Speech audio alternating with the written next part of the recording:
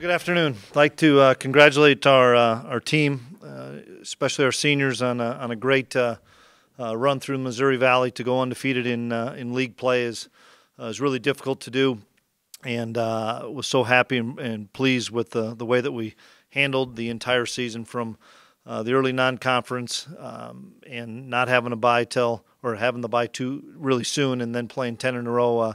I thought our seniors did a great job of making sure that the guys had great focus each week, and always laid it on the line, and had great energy every Saturday. And it's tough to do. Everybody gets sometimes tripped up or doesn't play their best game, but even when we maybe weren't at our best, our seniors made sure that we were good enough to be successful. So hats off to those guys for being such great leaders. Hats off to our coaching staff that did a great job with game planning and challenging the guys on a weekly basis. And I know that, like I said on Saturday, I know we're judged by what we do in the postseason with the success we have, and I get that. I understand that. But we're going to celebrate a pretty remarkable regular season with this great team that we have, and try to get healthy this week. Start working on game planning a little bit, but main thing is getting healthy this week and getting back to work come next week. Chris, what was your reaction to seeing the field of 24, considering the last two teams to win in Fargo are in your half of the bracket? Well, I think anybody can take what they see in the bracket and say, should this team have gone here? Should this team have gone there? The only thing that I didn't agree with on the committee is Indiana State should be in the field. That's the only one that I didn't agree with. I think they're one of the best 24 teams, and you can't tell me that the fourth best team out of the Valley is not better than some of the teams. And I'm not going to pick on one team or another, but you can't tell me. Kurt Mallory deserved to be in the playoffs. Indiana State deserved to be in the playoffs. They did enough with what the committee ended up having to find to get extra teams, to find 22, 23, 24. That's the only thing that I'm always going to battle for the Valley. But watching Kurt's team play, because we followed them with like the last 6 weeks of the season, watch them hammer a Youngstown State team that came in here and played really well. Watch them beat an Illinois State team that beat Colorado State and did some really good things. Watch them beat a Western Illinois team that was playing for the playoffs. They had playoff games down the stretch, and they won them all. And I thought they deserved to be in the playoffs. Health-wise, what are you looking at here this week? You know, really important for us to get Jalen Allison back. I would envision him being really close on December 1st. You know, it was an MCL of the knee, which is typically 4 weeks. It's not as severe, like we talked about, as he did in the semifinal game the year before, which we had 3 weeks. He's right at that time, and I don't know how much he'll do this week other than straight line running and cutting with Bobby. But our hope is that next week he'll be back practicing on a full-time basis. Lance Dunn will find out a little bit more this week what he can do, but I'm hoping by next week he can be practicing full-time. Those two guys are the guys that jump out to me that we need to get healthy that haven't played. There's a bunch of guys that have played that are banged up and beat up, so we'll take care of those guys and continue to work on our depth and develop some of our young guys. This week is muscle memory from the years past? Oh, no, we'll work Tuesday, Wednesday. Today we're just filmed. Tuesday, Wednesday is going to be our practice days, and then we'll take off Thursday and Friday, give them a chance, and then get their bodies back on Saturday. And a lot of the guys have been through this before, which helps. There's some new guys that we need to kind of get those guys up to speed on what this week is about, and then the other thing is just the development side. We're playing 24 seniors or have 24 seniors. We need to continue to work on the younger guys so that those guys continue to improve, whether it's for this year or for next year.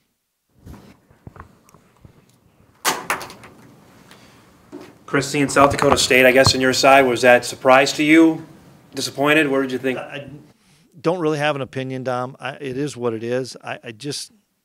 You still have to beat everybody that's in front of you, and I'm not going to give anybody any bulletin board material. Our focus is on Montana State, Incarnate Word, and that's the only thing that we're going to talk about today in our team meeting is, you know, that's who we're playing. And I mentioned to the guys in the locker room on Saturday after the game that no matter how the bracket breaks, you can never look ahead. Don't be disappointed. Don't be anything.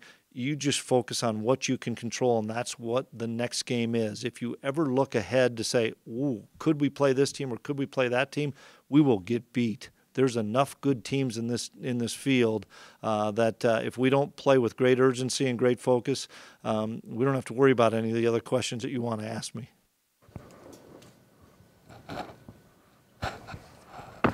This is pretty easy to do. Everybody else, health-wise, are those the main two that you're concerned about? Those are the main two. Easton's beat up a little bit. Bruce is beat up a little bit. Robbie's beat up a little bit. All our D-line, O-linemen probably won't say anything, but they're beat up some. But we're going to game plan a little bit this week for the two opponents, so we have to practice some. Now, we're not going to put the pads on those guys. We'll put the pads on some of our freshmen and let those guys go at it a little bit. But we're going to stay without pads for those guys that have played a ton of football, because they've played a bunch of football, and just kind of do some walkthroughs as well as some, three-quarter speed team periods, just so that we can see some fits and see some of the things that the next opponent will do. I haven't watched any film yet because I've been busy with a lot of different things today, so I haven't seen anything film on Montana State or Incarnate Word. What's it mean to your team to be able to have, a Thanksgiving where you're not preparing for a game that Saturday? Well, we're fortunate because it's been like that for a number of years here, and they realize the benefit as far as getting your body right.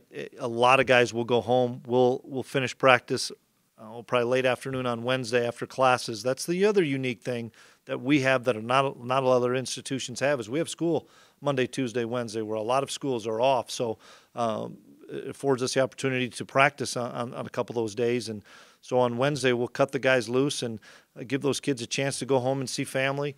We have a number of guys that are from distance that will have a Thanksgiving meal here with all of our coaches and stuff, so that we can all be together on Thursday. I hope some of them go to some of their buddies' house that maybe are only a couple hours away or something. And family's really important, and that's really evident with our team as close as they are. And we need this break, and then we'll come back and get a practice in probably on Saturday. We're fortunate in the past couple of years, we've played the winner of a night game, which makes it a lot more difficult to get that Saturday practice in. I believe that's a 2 o'clock start with Montana State Incarnate Word. So we'll bring them back late Saturday afternoon, and we'll have a practice Saturday evening, because then we'll have to take Sunday off and then roll through our normal week starting on Monday. Incarnate Word in 14, when that program was just getting off the ground. What's it say to them to get in the how field? about that? It's a great story. And once again, I haven't seen any film, so I don't know how they've done it. I don't know what their schemes are offensively and defensively, but pretty cool story of what they've done.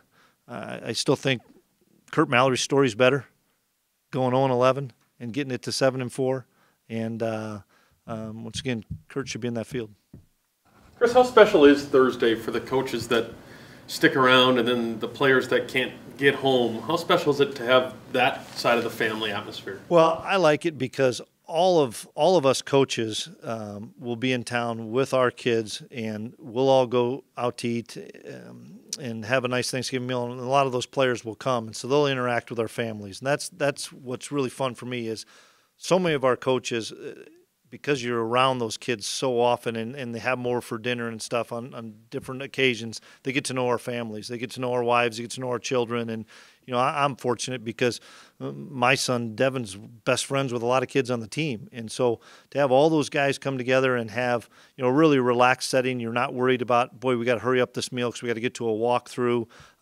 We just sit there, we have a meal, we watch some football, we tell some stories. It's a really relaxing day for the guys. And then to follow that up and having a good off day on Friday when there's probably some pretty good college football on for the guys, and then we won't bring them back till Saturday, basically evening. So I think it's the physical part everybody talks about is so important. I think the mental break, I don't care if you're a player or a coach, is what you really need. Our coaches had Sunday off, and that was the first day that we had off since before Labor Day. And so it was great for our guys to be able to spend some time with their children and stuff. Chris, what makes this time just a little bit different from the regular season? Just what stands out about the playoff runs that you guys have been on in the past? Yeah, just the fact that it's one and done. You know, you survive in advance, and it doesn't matter how you win a game or how you lose a game. You know, everybody knows that the energy and the focus is going to be ramped up. You know, we've constantly talked about raising the bar within our program, and we need to raise the bar next week with our fans. You know, we're going to have a great opponent coming in here, and I hope our fans raise the bar and make that an electric atmosphere, because it's an opportunity that you just never know when it can end. And we talked on Saturday, it's all about matchups, and we'll get to next Monday and talk about the first matchup we have. But you have to play well, and if you don't play well, you're going to get beat. And so I think our guys understand that. So many of them have been through this process. So many of them have been a part of a national championship. Many of them have been a part of disappointment. But they all know that, you know, you're just judged on a week-to-week basis. How much for recruiting-wise do you do all this week, or how much is it just cinching stuff up for next month this time? Yeah, we're still in the evaluation process, which is ongoing for us. It kind of is never-ending. We will spend a little bit more than a day this week as our staff just kind of going through our rankings, our recruiting board, reevaluate some kids. But I think we're less than a week away from our contact period. That's where it gets a little dicey, because when you're playing, it's hard to get out. I'm hopeful that I'll still be able to get out. That's the benefit of having a great coaching staff, is they don't need me here. I can maybe get out early in the week and try to get to some homes and get to some visits. But it does. It's amazing how quickly and how time has changed with the February signing period to now the December signing period, that there's a number of schools, most schools are finished playing, and they're getting all their ducks in a row to start getting out on the road. And that's always a challenge, and you and I talk about that. We're not in somebody's home and somebody else is, even though that person may like NDSU. You've got to try to get in front of student athletes and their parents. And so it's a pretty good balancing act that we've got to do a great job of juggling.